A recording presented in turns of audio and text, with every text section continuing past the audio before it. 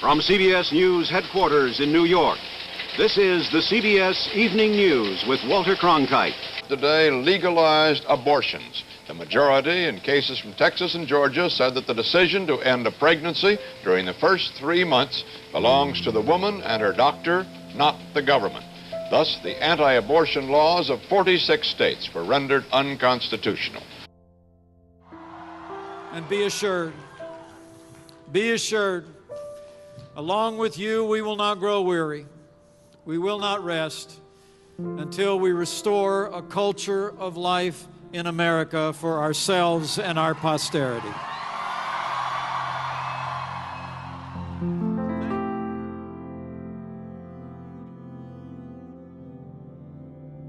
How did you first get involved with this court case, Roe v. Wade?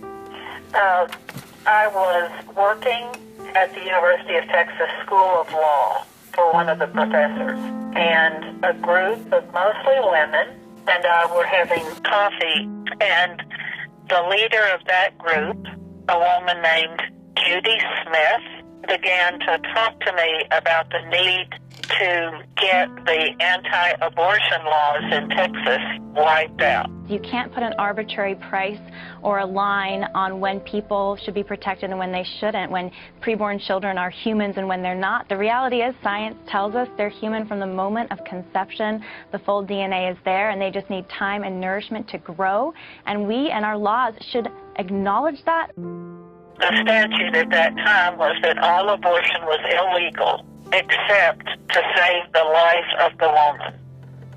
But nobody knew what, quote, to save the life of the woman, quote, meant. So doctors were generally afraid to do any abortions. During this time period, it was only acceptable for women to be pregnant if they were married. This belief derived from the opinions and credence of various religious groups. If a woman was not married and became pregnant, it was shameful for the family.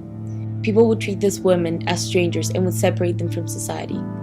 This created a common fear for women of becoming neglected, abandoned, and jilted by the people they loved. So many innocent women became outcasts.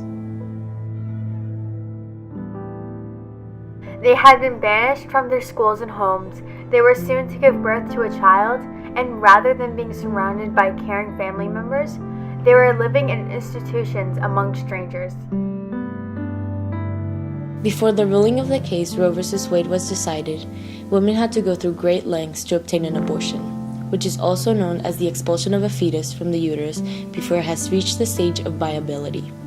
Approximately 200,000 to 1.2 million illegal abortions were performed in the years between 1950 and 1960, and about 5,000 of those women died in the United States alone each year from the unsafe and unsanitary abortions. When women reported to their doctors about receiving an abortion, the doctors would refuse out of fear of going against the law, so the woman would be forced to go through dangerous procedures in order to receive the treatment needed. Some of these procedures included unbending a steel clothing hanger and manhandling it up a woman's uterus. If the doctor goes within a quarter of an inch of the uterus, he could puncture it and a woman might bleed to death. Women from all over the U.S. would go to foreign countries like Mexico and Sweden to receive abortions, one of them including Sarah Weddington. And that I would do anything I could to see that that was not necessary. When Sarah Weddington was still in law school, she became pregnant. She was afraid that the pregnancy might get in her way of becoming a lawyer and any future she could hold in that business. Because of her prior experience with the methods women in need of abortion went through, she decided to take a stand. What she later came to discover was that one of her classmates, Linda Coffey, will come to have connections to Norma McCorvey, otherwise known as Jane Roe. She's the woman once known only as Jane Roe. We'll hear arguments in number 18, Roe against Wade. The plaintiff in the court case that made abortion legal. McCorvey was a pregnant young troubled woman looking for an abortion, for she had previously been denied one from her doctor. She met with a lawyer, Linda Coffey, at an Italian restaurant to discuss the goals they wanted to set for the situation. Coffey called her past classmate from law school, Sarah Weddington, and asked her to become part of the case. It was a perfect opportunity for Weddington, but she had one major obstacle, or so we thought. Could you tell us a little bit about Wade? Henry Wade was the district attorney of Dallas. He ended up doing something that helped us, although I don't think he meant to do that. If you have a case and the appropriate court rules the law unconstitutional, if it's continuing to be enforced, then the plaintiff's lawyers have a direct appeal to the U.S. Supreme Court. Henry Wade the next day had a press conference and ruled that, or said he didn't care what any federal court said, he would continue to prosecute, which gave us a direct appeal to the U.S. Supreme Court. So we got to the Supreme Court a lot faster. Weddington and Coffey filed for a lawsuit representing Roe in 1970, but they officially started the argument on December 13, 1971. According to Ms. Weddington, this was a very difficult case. If you could describe your experiences with this case in one word, what would it be? Challenging. Because at that point in history, very few women, other than lawyers in the Labor Department, the U.S. Labor Department, very few women lawyers had ever argued in the U.S. Supreme Court. But all paid off in the end, for the court issued the ruling on January 22, 1973, with a 7-2 majority vote on the favor of Roe. Weddington originally was informed of her victory through a reporter. She then received a telegram from the Supreme Court formally confirming her victory and was overjoyed by the results of the ruling. The ruling stated that a woman has a right to have an abortion, for it falls in her right to privacy alluded to in the Fourth Amendment. Weddington knew this case would have a dramatic impact on future generations, politics, and societal standards. According to the source Freakonomics, the decrease of the 90s crime rates may be an unintended result of the case Roe v. Wade.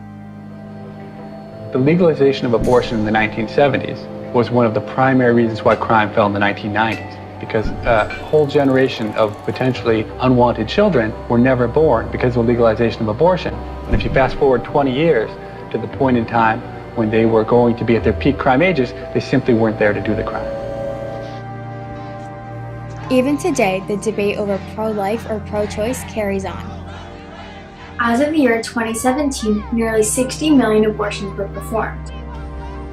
This staggering rate of abortions has challenged many people's views, one of them including even Norma McCorvey herself. Hello, I'm Norma McCorvey. Today, as a born-again Christian and a faithful Catholic, I'm working to reverse Roe. Her views have changed from pro-choice to pro-life. The reason for this transition may be because Norma McCorvey has since created an unbreakable mother-daughter bond with her daughter Emily, who Norma would have aborted. Even though she changed her position, what is most important is that she gave women the right to choose what is best for themselves. This case was one of the major stepping stones climbing up to women's rights. Without this case, who knows where women would be standing today? In the absence of women like Sarah Weddington, Norma McCorvey, Linda Coffey, and so many others who took a stand for women's rights, women would not be able to safely and legally make decisions about their own bodies. Although the fight was very challenging, these females, among others, persevered through the doubt, hatred, and protest to emancipate and liberate women from every race, religion, and cultural background from the shackles of society. Women have these strong ladies to thank for the right to decide for themselves the major decision of having a child. The more I heard them tell the stories of the problems, the more I was willing to try to help them. And now we have a voice. We have a choice. They took a stand. What are we gonna stand up for?